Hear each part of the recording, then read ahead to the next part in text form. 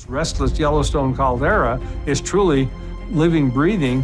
Every once in a while, it burps. In two of the really large eruptions at Yellowstone, so much material comes out, a lot of things can happen that we're not really ready for.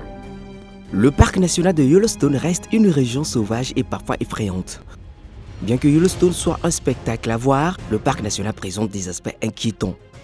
La détection d'un soulèvement soudain et important est une indication claire d'une dévastation mondiale en cours. Si le géant endormi se réveille parfois, ce soulèvement est sans précédent dans l'histoire scientifique. Alors que les scientifiques et les pays tout entiers prenaient conscience de la situation, une autre prise de conscience a commencé à se faire jour. Personne ne savait à quoi s'attendre si le volcan entrait en éruption. Ce volcan a commencé à soulever au rythme le plus élevé jamais observé au cours de la dernière décennie. Les spéculations selon lesquelles le volcan n'entrera en éruption que dans les 100 000 prochaines années commencent à s'estomper et les experts qui pensaient auparavant que Yellowstone était un volcan dormant commencent à y repenser. Tout le monde commence à se préparer à l'éventualité d'une éruption soudaine de ce volcan. On ne peut qu'imaginer le carnage qui suivra si ce volcan entre en éruption. Le volcan entrera-t-il en éruption à cause du récent soulèvement ? Les autorités ont-ils pris la bonne décision en fermant le parc ? Rejoignez-nous pour découvrir pourquoi les autorités de Yellowstone ont récemment fermé le parc et ont déclaré que le soulèvement volcanique s'intensifiait. Le parc national de Yellowstone n'est pas un parc comme les autres avec son herbe verte et ses bancs en pierre. En fait, c'est tout le contraire. Le parc national de Yellowstone, fondé en 1872, est généralement considéré comme le premier parc national du monde. L'activité de ce volcan est étudiée en près et en permanence depuis 1923. Mais ces derniers temps, l'activité du magma a fait gonfler le sol et l'a fait monter jusqu'à 25 cm, soit environ 10 pouces. Cette augmentation a commencé à se stabiliser, indiquant que le magma se refroidissait et durcissait. Les scientifiques qui ont surveillé l'activité de ce monstre endormi ont ainsi compris qu'il était peut-être prêt à se réveiller. Les scientifiques ont eu recours à l'examen des 3 dernières éruptions connues pour tenter de prédire ce à quoi il faut s'attendre d'une éventuelle éruption de Yellowstone. Ces 3 éruptions ont été massives.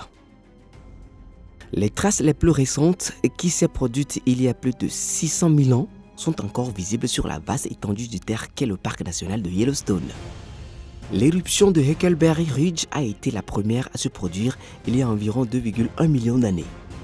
Plus de 580 miles cubes de cendres volcaniques, de gaz, de magma et d'autres substances ont été éjectées. Cette éruption est désormais officiellement reconnue comme la plus importante jamais enregistrée dans l'histoire du parc national de Yellowstone et de toute l'Amérique du Nord. Mesa Falls a été la deuxième éruption connue de Yellowstone. Elle s'est produite il y a 1,3 million d'années et a créé le caldeira de Hartford, situé à l'ouest de Yellowstone. Cette éruption, la plus petite des 3 éruptions de Yellowstone, a généré seulement 67 miles cubes de matériaux volcaniques.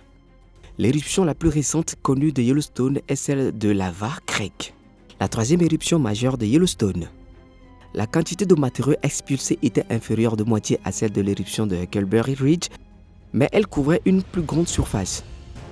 En plus du magma et d'autres débris volcaniques, le grand volume de cendres et de gaz volcaniques a été projeté avec énorme puissance.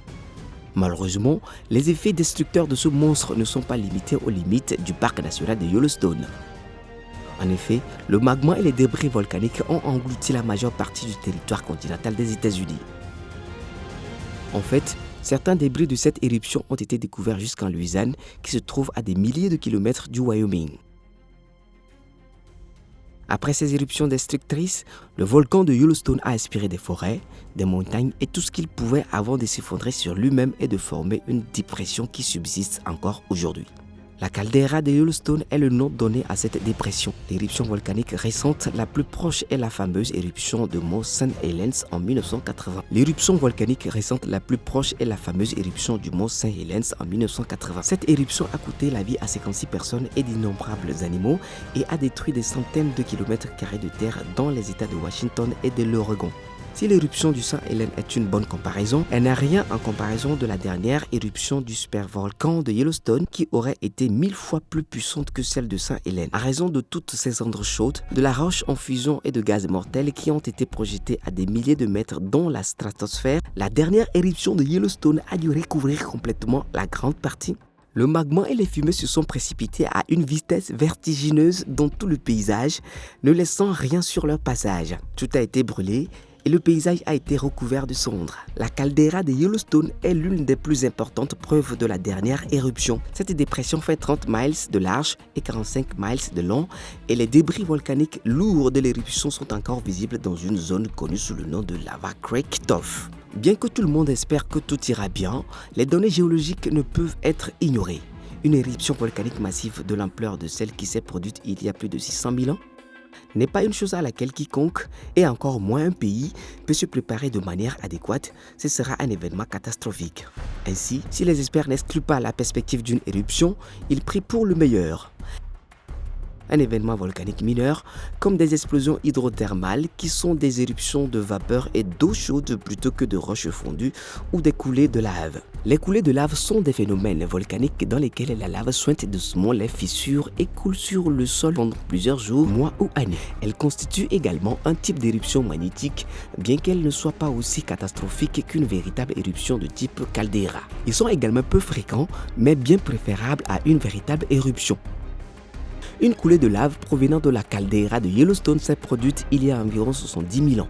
Cependant, il y a eu peut-être 30 autres coulées de lave après l'éruption complète qui s'est produite il y a plus de 600 000 ans.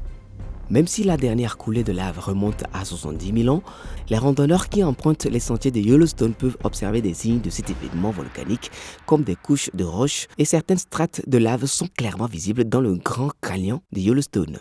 Entre-temps, les responsables de Yellowstone ont découvert un énorme morceau de magma qui a commencé à pulser et les experts ne savent pas s'il est raisonnable de s'attendre à de petits événements volcaniques tels que les explosions hydrothermales ou des coulées de lave. L'activité sous-jacente a atteint un niveau qui a alimenté le débat sur le moment où le volcan entrera en éruption et sur sa puissance. Ces dernières années, la fréquence des tremblements de terre dans la région de Yellowstone a augmenté. Chaque année, Yellowstone connaît entre 1000 et 3000 tremblements de terre. Certains de ces tremblements de terre sont de petites secousses qui ne sont pas signalées. Les scientifiques peuvent quantifier le degré d'activité du réservoir magnétique situé en dessous en utilisant certains des milliers d'équipements de détection et de surveillance des tremblements de terre. On peut trouver un réservoir à peine sous la surface et plutôt proche du sol dans le parc national de Yellowstone qui abrite le lac magnétique situé sous la surface. Ce réservoir est connu sous le nom de chambre magnétique. Les tremblements, qu'ils soient ressentis ou non, fournissent aux scientifiques des informations sur la vitesse à laquelle la chambre magnétique se remplit. L'augmentation de la force de la fréquence des tremblements de terre dans le parc pourrait indiquer qu'un nouveau lot de magma est injecté dans la chambre magnétique. Il est difficile de dire avec certitude que ces tremblements de terre signifient pour le parc national de Yellowstone. Personne ne peut prédire ce que Yellowstone fera ensuite. En dehors des conclusions que l'on peut tirer sur des recherches sur le lointain passé destructeur du volcan Yellowstone, on ne peut pas dire grand-chose d'autre. En raison de l'ancienneté des éruptions, les données concernant les éruptions volcaniques antérieures de Yellowstone ne sont pas disponibles. On ne peut pas compter sur le supervolcan pour prédire correctement ce que le volcan fera ensuite. Selon le système d'alerte du parc national de Yellowstone, le gigantesque soulèvement en forme de dôme ne cesse de croître. C'est la preuve indéniable d'une activité volcanique accrue sous le sol du parc national de Yellowstone. Le soulèvement volcanique se poursuivant, les responsables de Yellowstone ont été contraints de fermer le parc, le rendant inaccessible aux visiteurs et même à certains chercheurs. Ce mini-blocage a été mis en place pour protéger les gens en cas d'éruption volcanique qui semble être plus proche aujourd'hui qu'elle ne l'a été au cours des 600 000 dernières années. Il est extrêmement probable que, pour protéger correctement la population humaine du parc national de Yellowstone, les autorités et le gouvernement fédéral devront faire bien plus que fermer le parc si une véritable éruption volcanique se produit. Pour préserver les vies humaines et les biens contre des éruptions volcaniques comme celle qui s'est produite il y a 600 000 ans, les villes entières doivent être évacuées. Bien qu'une évacuation de cette ampleur ne s'est jamais produite auparavant, dans le cas d'une catastrophe volcanique, les habitants des villes adjacentes et même des États peuvent être contraints de se déplacer loin du parc. Cependant, il n'y a aucune garantie que cela soit effectif. Une explosion volcanique majeure de la taille de celle de Yellowstone sera si meurtrière que très peu d'États du continent américain, voire aucun, sera épargné. Les visiteurs du parc national de Yellowstone, d'autre part, sont fortement avertis, à raison du caractère dangereux des masses d'eau, de toujours marcher sur les promenades et les sentiers établis, de ne pas toucher les caractéristiques hydrothermales. En plus d'être incroyablement chaudes et acides, les eaux de la surface de Yellowstone sont également assez étranges. Il semble que tous les organismes vivants ne soient pas affectés lorsqu'ils entrent dans les sources chaudes, les mares de boue et les geysers. En fait, certaines créatures prospèrent dans la chaleur de l'acide. Une étonnante variété de micro-organismes connus sous le nom de thermophiles ont trouvé un foyer très accueillant dans les caractéristiques hydrothermales du parc national de Yellowstone. Des billions de ces espèces prospèrent dans des conditions offertes par ces masses d'eau.